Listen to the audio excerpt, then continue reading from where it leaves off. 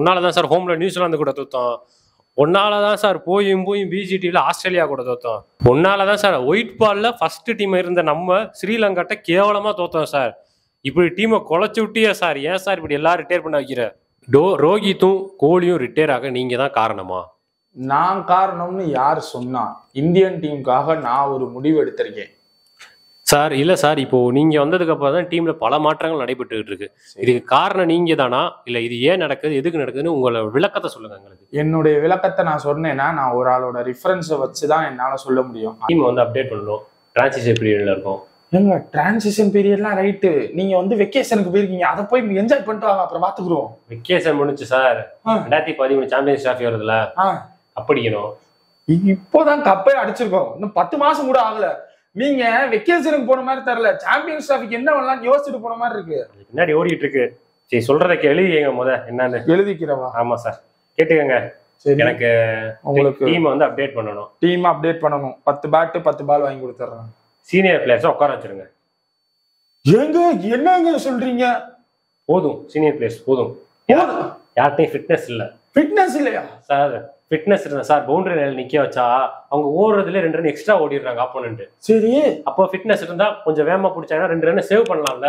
சரி, அதுக்கு நீங்க மொத்த சீனியர் பிளேயர்ஸையும் உட்கார வைக்கணும். 4 பேர் இருக்காங்க சீனியர் பிளேயர்ஸ், உட்கார வைங்க.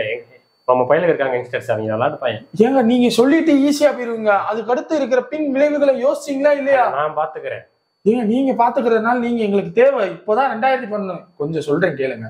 இப்பதான் ஒரு டீம் வச்சு ஜெயிச்சிருக்கோம். அந்த டீமையே 2013 கொண்டு போவோம்.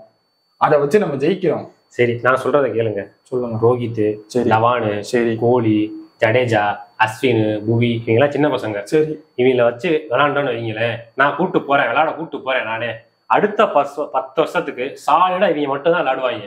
ஏங்க நீங்க அடுத்த 10 வருஷத்துக்கு பேசுறீங்க, நான் இப்ப இந்த வருஷத்துக்கு பேசுறேன். எனக்கு இந்த வருஷம் முக்கியம் இல்ல, அடுத்த 10 வருஷத்துல எப்படியும் இந்த பயலுங்க 2 கப்போட வெளியே வருவாங்க. சரி, இப்ப யார உட்கார வைக்கணும்ன்றீங்க? கௌதம் கம்பீர், சச்சின் டெண்டுல்கர், அவர் ரிட்டையர் ஆயிட்டார், அவருக்கு பிரச்சனை இல்லை. சேவாக், யுவராஜ் சிங், பார்த்திவ் பட்டேல், முனாஃப் பட்டேல், ஆசிஸ் நேரா, இவங்களாம் வேணாம் எனக்கு. நீங்க மொத்த டீமும் வேணான்றீங்க, நீங்க மட்டும்தான் இருக்கணும்ன்றீங்க. நான் மட்டும்தான் ஃபிட்னஸோட இருந்தா உள்ள வரட்டும், அவ்வளவுதான். அப்ப இந்த டீமை நான் இப்ப உட்கார வைக்கணும், அவ்வளவுதான். நீங்க நான் பாத்துக்கிறேன், எது வந்தாலும் நீங்க அனௌன்ஸ்மெண்ட் மட்டும் பண்ணுங்க. என் பேரை போட்டு பை தோனின்னு போட்டா போதும், நான் பாத்துக்கிறேன் மிச்சது. இந்த மனுஷனை நம்பி இறங்கலாமா? அந்த டீமை அப்படியே உட்கார வச்சு யங்ஸ்டர்ஸை க்ரூம் பண்ண போறேன்னு சொன்னாரு. அந்த டயத்துல அந்த கொஸ்டின்ஸ் வந்து ரொம்ப ரைஸ் ஆச்சு. ஆனா அதுக்கான ரிசல்ட் உங்களுக்கு இப்ப தெரியுது.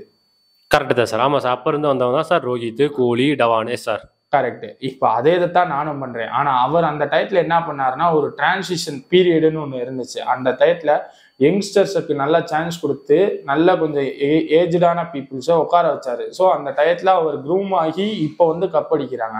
ஆனா இப்போ ஆக்சுவலா ரோஹித் சர்மாவோ விராட் கோலியோ யங்ஸ்டர்ஸ் பிளேயர்ஸ்க்கு சான்ஸ் கொடுக்குறாங்க, இல்லைன்னு சொல்லலை. ஆனா இவங்க கப் அடிக்கிற நோக்கத்துல அந்த பிளஸ் பாயிண்டா யோசிச்சு யங்ஸ்டர்ஸை இன்னும் கொஞ்சம் க்ரூம் பண்ணலை. அதனால நான் இப்போ இவங்களை வந்து செக் பண்ணி கொண்டு வர்றேன் சார். அப்போ நீங்க சொல்றது பார்த்தா ரோஹித் மேலேயும் கோலி மேலேயும் தப்பு இருக்கு. அவங்க வந்து ஒரு அப்டேட்டான டீமை வந்து கொடுக்கலன்னு சொல்றீங்களா? ரோஹித் மேலேயும் கோலி மேலேயும் தப்பே கிடையாது. அவங்க வந்து அவங்களுக்கு இருந்த சுச்சுவேஷன் வேற. அவங்களுக்கு ஒண்ணு யங்ஸ்டர்ஸை க்ரூம் பண்ணணும்ன்றது ஒண்ணு இருந்துச்சு, இன்னொன்னு கப் அடிக்கணும்ன்றது இருந்துச்சு.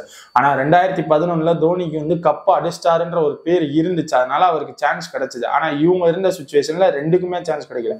ஸோ அவங்க 2 இதுலயுமே கான்சென்ட்ரேட் பண்ணாங்க. ஒன்னு ரொம்ப சூப்பரா கிடைச்சிச்சு, இன்னொன்னுக்கு வந்து டைம் கிடைக்கல. அதுக்கான வேலையை தான் நான் பார்த்துக்கிட்டு இருக்கேன். அதுதான் இந்த ஷேக்.